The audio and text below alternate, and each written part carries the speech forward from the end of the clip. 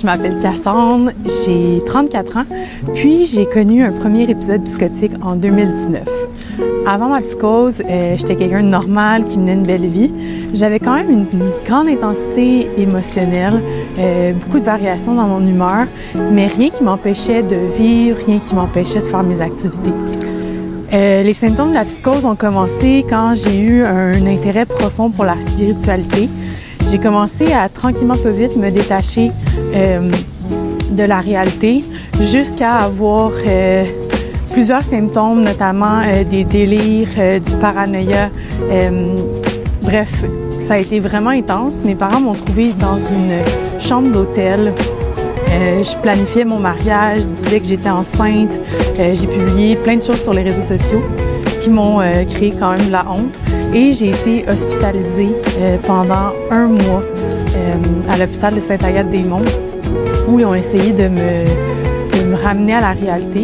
Mais ça n'a pas été possible avant plusieurs mois où il y a eu rencontre avec des nouveaux psychiatres, changement de médication. Puis finalement, on a trouvé la bonne dose qui m'a ramenée à la réalité. Mais c'est là que le plus grand défi commençait parce que quand j'ai fait ma psychose, je me suis retrouvée sans domicile fixe. J'avais plus beaucoup de sous, j'avais pas d'emploi, donc j'avais une vie à rebâtir.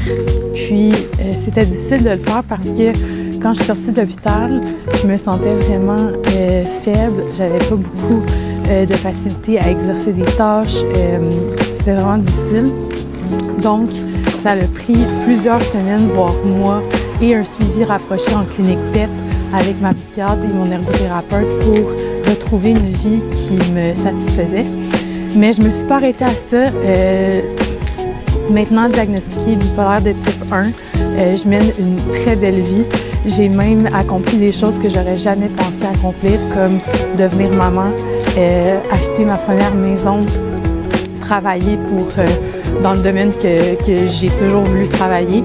Fait que je suis ici pour vous dire que c'est possible d'avoir une belle vie, d'être heureux malgré un diagnostic en santé mentale. Puis j'espère que mon témoignage vous donne espoir, qu'il vous démontre qu'il est possible de tout.